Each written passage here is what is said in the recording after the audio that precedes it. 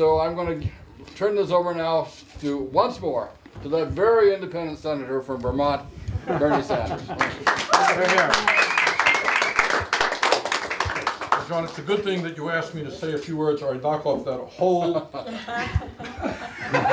thing of delicious nuts there. So thank you. Thank you very much for inviting me to your community, and I had a great time, and it really inspires me. And I say this truthfully. It's, you know, the work that I do is, and my colleagues in the Senate work, it's hard. But to go out into the real world, to get away from Capitol Hill, and to look out at 300 people, whatever it was, people who are actively involved in the political process, are out knocking on doors, making telephone calls, who care about the future of this country. It makes me, thank you, I mean, I really do mean that. It makes, I go back to Washington and feel a little bit stronger. And you should be proud, and you guys should be very, very proud of what you have accomplished in this state.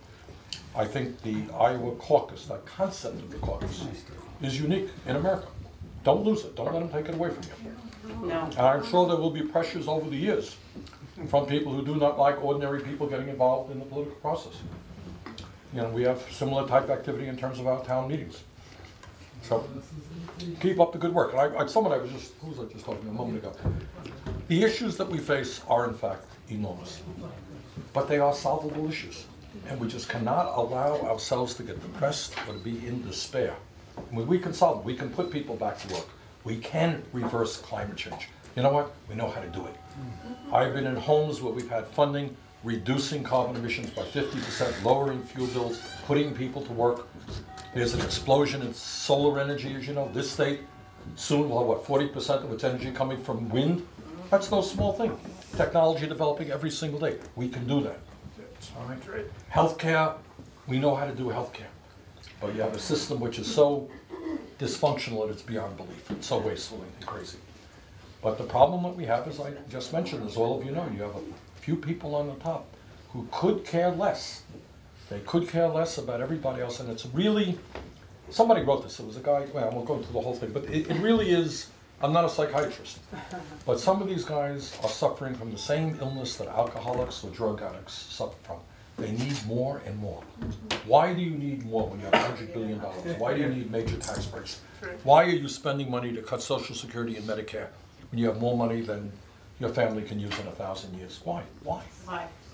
You know, and it has to do with greed and power and wanting, you know, the whole struggle since the 1930s has had to do with rights. Rights. The right of workers to organize a union. The right of elderly people to have health care. The right of poor people to have some health care. The right for workers to have a minimum wage. And what these guys want to do is get rid of those rights and make this country dependent on them. You're poor and you're sick, well, here's a few bucks. Good luck to you. I will control that process. You don't have any rights at all. That is essentially what they're trying to do. Except you have the right to carry a gun. That's the right. Oh, yeah. No, that's right. And across state lines. So that's where we are.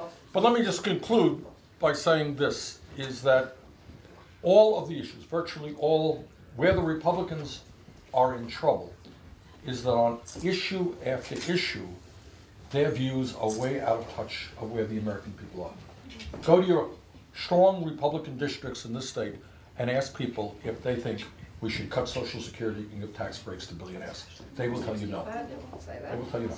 Should we make college affordable? They will tell you yes. But what they have done, and the Republicans, and with their money, and they're smart people, have been able to divide people over all kinds of issues, and that's how they end up winning. And our job is to kind of do the hard work that you do in bringing people together. So you have given me, I've had a great couple of days here in Iowa, and this culminates. It was a wonderful event tonight. So thank you all very much for inviting us here, and we look forward to working with you in the future. Thank you very much. Okay. That's a little message. I'm good.